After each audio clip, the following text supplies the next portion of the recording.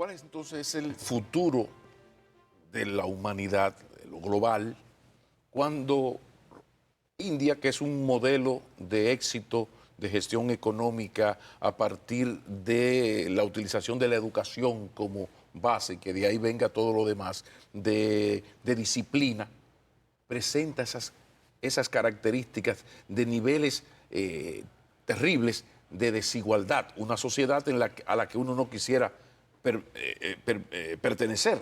Entonces tú dices, bueno, ¿qué está pasando aquí? Porque hemos hablado del eurocentrismo, ¿verdad? Perfecto, magistral, profesor. Sí, pero cuando hemos girado a la India nos encontramos con lo que nos acaba de explicar, para no hablar de la vida cotidiana en esa China exitosa que viene llegando, que viene imponiendo, que es la gran beneficiaria de la guerra Rusia-Ucrania, la gran China que es el soporte económico de los Estados Unidos, una dependencia, la economía norteamericana tiene una dependencia terrible de esa China. Sí, pero al occidental no se imagina el modo de vida chino.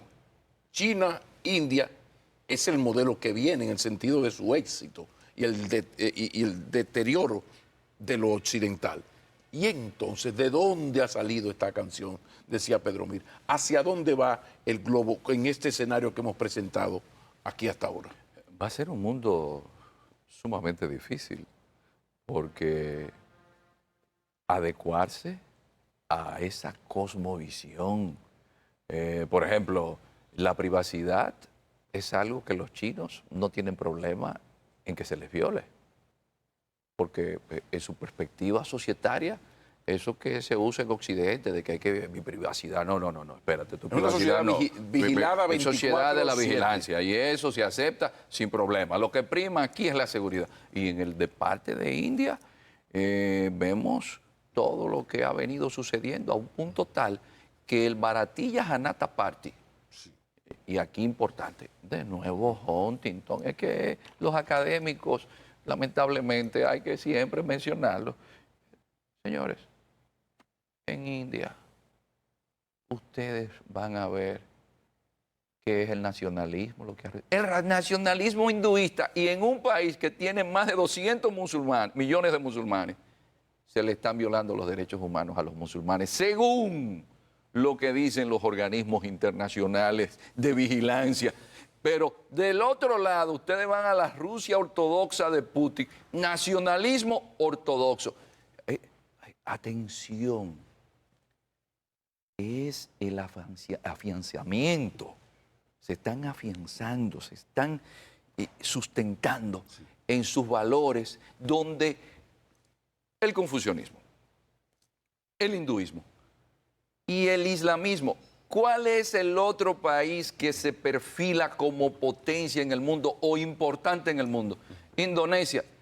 Recientemente acaba de aprobar una ley que está prohibido la relación entre dos personas que no estén casados, incluyendo los turistas que vayan allá.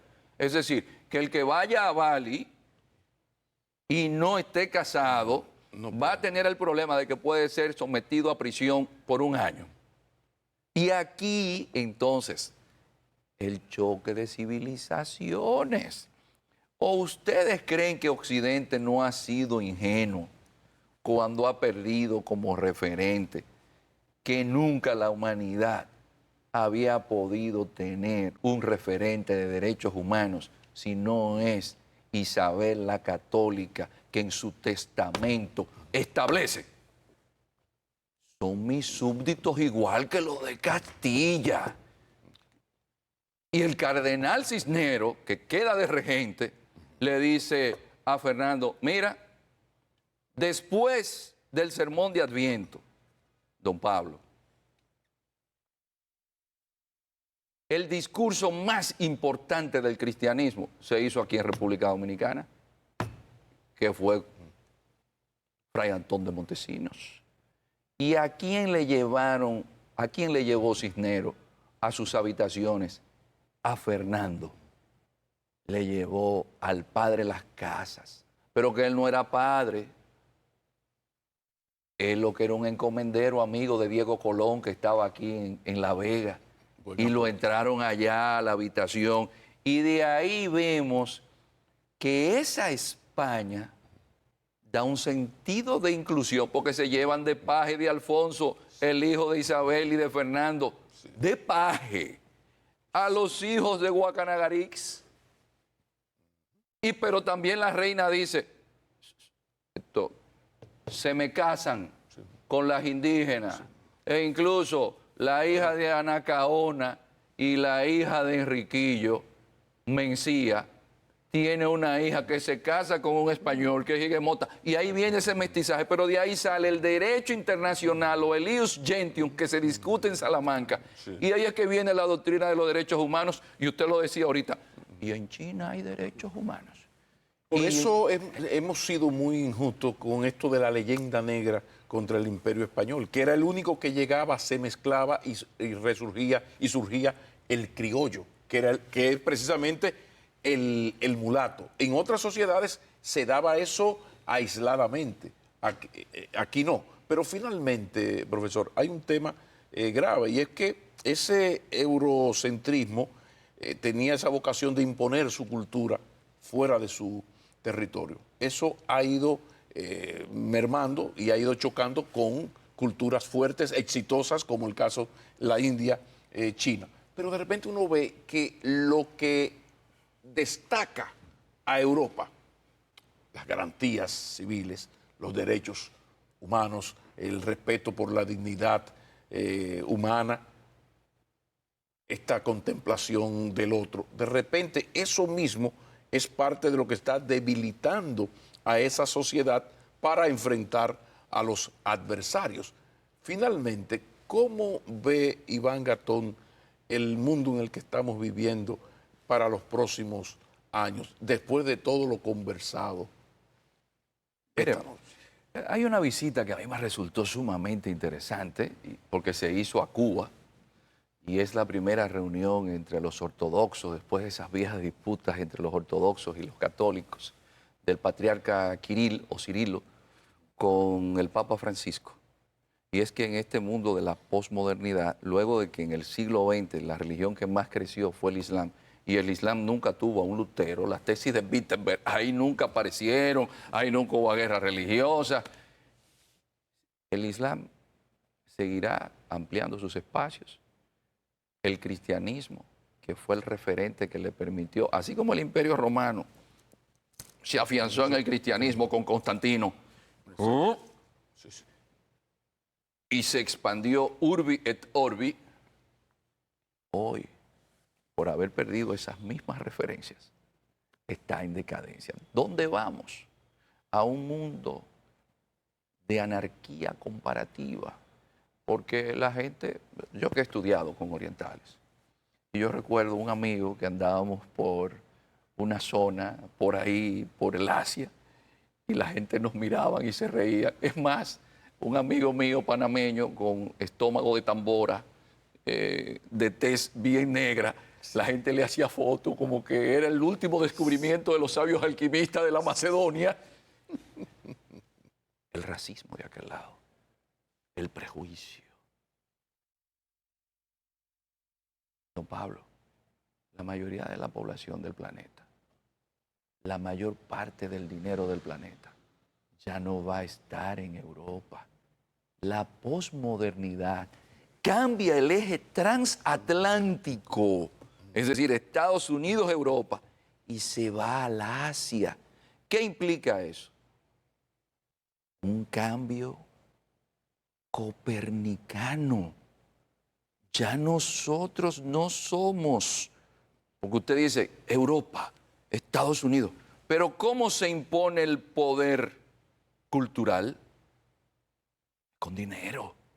¿Y quiénes son los que tienen dinero? El dinero está allá, pero Bollywood produce más películas que Hollywood. ¿Y qué va a pasar mañana si Nigeria, que está produciendo películas, entonces está teniendo incidencia en ese ámbito? Señores, Spengler ya hablaba de esa propia decadencia. Y lo importante es ver, don Pablo, porque nosotros vemos la historia. No hemos mencionado a Turquía, Pero que Turquía viene del neotomanismo y tomando los valores. El partido de Erdogan se basa en el Islam. Dejó detrás a Kemal Atatürk. Fíjese usted, son valores en religiones. Mientras nosotros estamos teniendo como referentes a influencers que no tienen ningún referente ético, de valores morales, de sacrificio, de estudio, que no se preocupan por su papá, por su mamá. ¿Y usted cree que una sociedad puede funcionar bien si usted no es buen padre, si usted no es buen hijo, si usted no es buen sobrino? ¿Cómo puede usted ser buen ciudadano si a lo interno de su familia usted nunca se preocupó por sus padres? Y los padres suyos están allí en el campo y usted tiene 3 meses que no los ve y la vieja suya coge fiado en la farmacia. Y puede avanzar un país así donde usted está preocupado por unos tenis de 10,000 pesos y su mamá, usted no le da lo de la pastilla de la presión. Revisemos eso en nuestra sociedad. Aunque crezca 5,02%, como está creciendo la economía dominicana, así no hay futuro. Podría ser un país menos rico, con menos pobres materialmente, pero casi uno podría terminar este programa diciendo, caramba, como uno ve las cosas en términos existenciales, en lo fundamental, familiarmente, en términos afectivos, en términos del decoro, en términos del amor, del sentimiento, porque al fin y al cabo uno viene al mundo para ser feliz. Uno casi podría decir que, óyeme, ahora sí que somos pobres de verdad. Pero hay un dato importante. Ahora sí. Todo esto que hemos hablado, que esos países de una manera u otra se han desarrollado y que nosotros lo vemos como pobres. Señores, ustedes saben algo, que al final del camino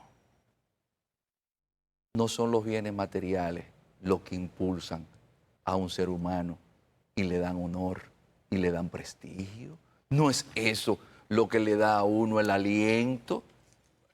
Es decir, el ser humano que no tiene, y de aquí de nuevo, el cerebro bien alimentado de valores de atención, porque usted puede ser pobre y usted dice, pero yo lo que tenía era un carrito de Javilla y ese muchacho creció sin frustración, pero era el papá que le hacía el carrito de Javilla, pero tenía el amor y el afecto de los padres, de los abuelos, del vecindario, que no tenía el corbatín para la primera comunión, pero ve donde el vecino fulano, que fulano tenía uno ahí.